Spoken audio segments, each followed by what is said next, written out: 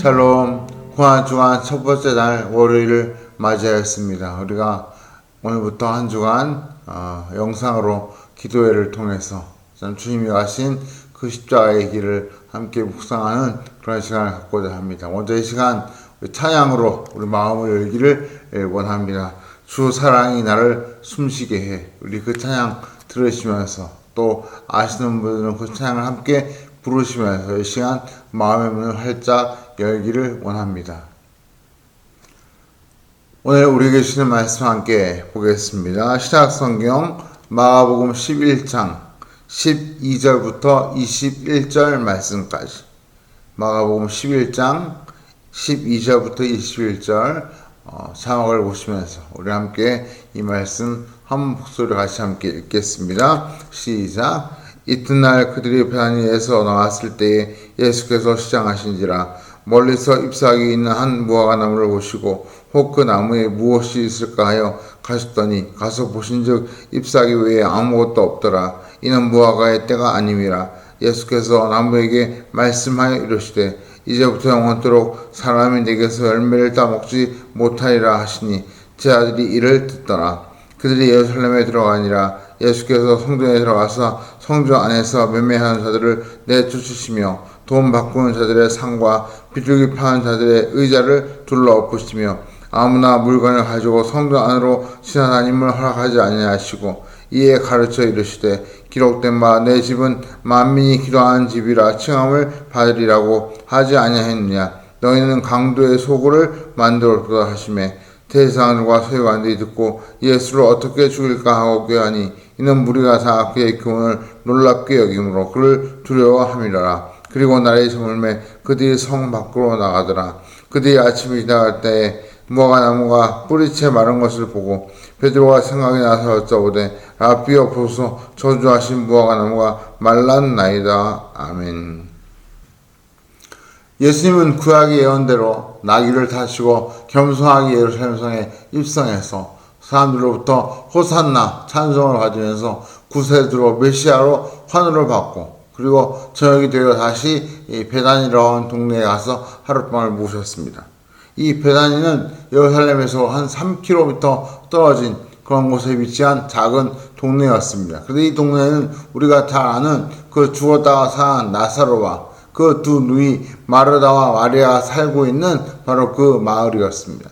예수님께서 이 마지막 고난주간 동안이 주로 베다니에 머무시면서 예루살렘 성을 오가며 그 마지막 한 주간을 보내셨습니다. 그런데 이 베다니에서 하룻밤 묵으시고 다음날 아침, 즉 월요일이 되었을 때 이른 아침 예루살렘 성을 향해 가시는 중에 길가에 무화과 나무가 하나 피어 있는 것을 보게 되었습니다. 그런데 그 나무는 마침 잎이 무성해서 누가 봐도 저 정도 잎이 무성한 걸 보니 열매가 있지 않을까 그런 기대를 불러일으키는 그런 나무였습니다. 그런데 막상 다가가서 보니까 거기에 열매가 전혀 열려있지 않았습니다. 그런데 이상한 것은 그 무화과를 보신 예수님께서 잎은 무성한데 열매가 하나도 없는 그 무화과를 보시고 그 나무를 향하여 저주하시며 다시는 이 나무에서 열매가 맺히지 않을 것이다. 참 너무 뜻밖의 화난 말씀을 하시는 걸 우리가 보게 됩니다.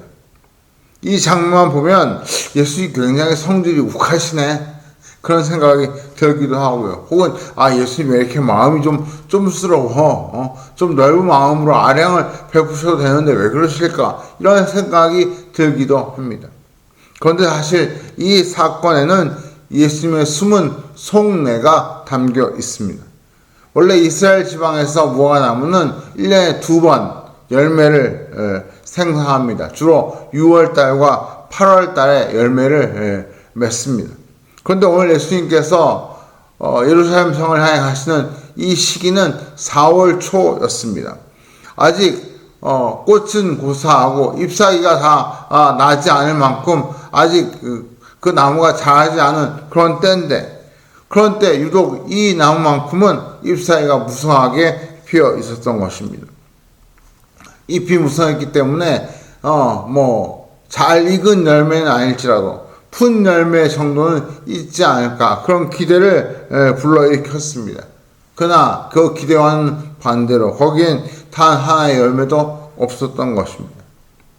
예수님께서 이 무화과를 저주하신 이유는 배고픈데 열매를 하나도 건지지 못해서 화가 나서 속상해서 저주하신 것이 아닙니다. 오히려 예수님께서 이 나무를 저주하시는 그 배경에는 예수님을 따르고 있는 제자들과 또 그 앞에 있는 많은 사람들에게 교훈을 주시기 위해서 이 나무를 향해 저주하신 것입니다. 성경에 보면 이스라엘 백성을 종종 나무에 비유하는 말씀을 많이 보게 됩니다. 포도나무에 비유하기도 하고 감람나무에 비유하기도 하고 또는 열매 맺는 나무 혹은 열매 맺지 못하는 나무, 이런 나무에 이스라엘 백성을 비유하는 말씀을 우리가 자주 접하게 됩니다. 아마도 예수님 곁에 있던 그 제자들과 그 사람들은 예수님께서 무화과나무를 책망하고 저주하시는 그 말을 듣는 순간 속으로 뜨끔했을 것 같습니다. 아마 속으로 예수님이 저 나무에 빗대어 지금 우리를 야단치시는구나. 지금 저 나무를 빗대어 우리를 지금 책망하시는구나. 아마 속으로 그렇게 생각했을 것 같습니다. 예수님께서 무화과를 책망하신 이유는 열매가 열릴 때가 아니라는 걸 뻔히 아시면서도 책망하신 이유는 무엇일까요? 예수님이 그걸 몰라서 그러셨을까요? 또 열매가 안 열었다고 저주까지 할 만큼 그게 심각한 문제였을까요? 그냥 혀를 한두 번 끌끌 차고 넘어가면 될 문제인데 왜 이렇게 예수님께서 이상할 만큼 화를 내시고 정색을 하고 저주를 하셨을까요? 결국 그 마음속에는 잎이 무성하나 열매가 하나도 없는 그 무화과 나무를 책망하심으로 사실은 나무에 비유할 수 있는 그 이스라엘 백성 또 가까이 있는 그 제자들과 사람들이 얼마나 그 무화과를 닮았는지 그 무화과에 빗대어 그들을 책망하시려고 이 말씀을 하셨다는 것입니다. 한마디로 예수님 당시에 이스라엘 백성의 영적인 상태가 바로 그 잎만 무성하고 열매가 없는 무화과의 모습과 너무나 닮았다. 그래서 지금 그들을 책망하시기 위해 무화과 나무를 그냥 시청과 교재로 사용하신 것입니다. 그들은 정말 잎만 무성하고 열매가 없는 무화과처럼 종교적으로 참 그야말로 화려하고 또 수많은 사람들이 많은 재물을 바쳐서 제사를 드리는 그야말로 외형적인 종교 활동은 활발했지만 정말 그들의 속 마음 영적인 상태는 하나님에게서 멀어져 있었고 오히려 세상과 죄악에 가까이 하는 그런 상태에 빠져 있었던 것입니다. 그것을 단적으로 보여준 것이 무엇입니까? 바로 그 무화과 사건 뒤에 나오는 예수님이 성전에 들어가서 보신 성전 청결 사건입니다.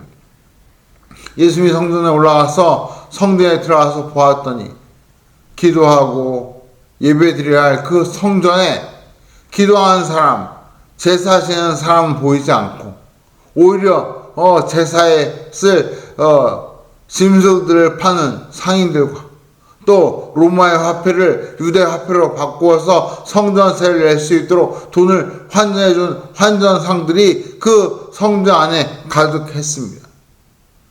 밖에서 볼 땐 그야말로 기도하는 거룩한 성전인 줄 알았는데 들어갔더니 그 속은 오히려 정말 장사치 우글거리는 시장통에 불과한 그새 표현대로 강도의 소굴로 변해 있었던 것입니다. 너무나 실망하신 예수님이 그 상인들을 쫓아내시면서 17절에 이렇게 말씀하십니다. 이에 가르쳐 이르시되 기록된 바 내 집은 만민이 기도하는 집이라 칭함을 받으려고 하지 아니하였느냐. 너희는 강도의 소굴을 만들었도다. 예수님께서 이렇게 성전에 있는 그 모습을 보시고 책망하신 것은 마침 그 무화과나무를 보시고 잎만 무성하고 열매가 없는 그 모습을 연상케 하는 것이었습니다. 예수님 보시기에 열매 없이 잎만 무성한 무화과나무는 외형은 웅장하고 화려하지만 기도하는 집이 아니라 강도의 소굴로 변한 성전의 모습과 너무나 흡사했던 것이지요. 그리고 이것이 바로 이스라엘의 영적인 상태였습니다. 이 말씀을 들었던 사람들은 속으로 그 말씀 때문에 깊이 가책을 느끼고 뜨끔해하면서 자기를 돌아보는 시간을 가졌을 거라고 생각이 됩니다. 더 놀라운 것은 그런 예수님의 가르침을 들었던 사람들 중에 유대 종교 지도자들이 예수님을 두려워하기 시작했습니다. 그래서 18절에 보니까 그때부터 예수님을 어떻게 죽일까 음모를 꾸미기 시작했다. 그렇게 말씀하고 있습니다. 사랑하는 성도 여러분, 오늘 이 말씀을 들으시면서 지금 우리의 모습은 혹시 저주받은 무화과 나무처럼 잎만 무성하고 열매가 없는 그런 모습이 아닐까? 우리가 한번 심각하게 우리 모습을 돌아보는 시간을 가지시기 바랍니다. 겉으로는 잘 믿는 집사, 장로, 권사, 목사일지 모르지만 속에는 세상에 대한 욕망과 욕심이 가득한 그런 삶을 살고 있지 않을까? 아니면 겉으로는 신앙이 좋은 것 같이 말하면서 정말 속은 세상적인 염려와 걱정으로 가득 찌들어 있는 그런 모습은 아닐까? 우리가 고난주간을 시작하면서 무화과나무를 향해 책망하신 그 예수님의 책망이 바로 오늘 나를 향한 책망이라고 생각하시고 우리의 모습을 돌아보는 이 시간 되기를 원합니다. 한번 기도하겠습니다. 사랑이 많으신 주님, 열매 없는 무화과나무를 보시고 안타까운 마음으로 책망하시며 그 무화과나무와 같이 영적으로 피폐해져 있던 당시의 백성들의 안타까운 모습을 책망하시고 그들을 깨우쳐 주셨던 그 말씀을 저희가 이 새벽에 묵상하였습니다. 오늘 저희들도 이 말씀을 나를 향한 음성으로 듣고 오늘 우리의 모습이 혹시 잎만 무성하고 열매가 없는 무화과나무 같은 그런 모습이 아닌지 돌아보고 이왕이면 잎이 무성한 나무가 아니라 열매가 풍성한 진정으로 주님이 칭찬하실 만한 그런 무화과나무가 될 수 있도록 우리의 모습을 새롭게 다시 한번 주 앞에서 새로운 마음으로 다짐하는 이 새벽이 또 이 시간이 되게 하여 주시옵소서. 감사하고 우리를 위해 십자가의 길을 하신 주 예수 그리스도의 이름으로 간절히 기도하옵나이다. 아멘. 이 시간 말씀을 생각하시면서 잠시 개인적으로 기도하는 시간 가지시고 또 이어서 오늘 하루 주님의 은혜 가운데 참 영적으로 풍성한 기쁨과 감사가 있는 하루를 보내시기 바랍니다. 내일 찾아뵙겠습니다. 감사합니다.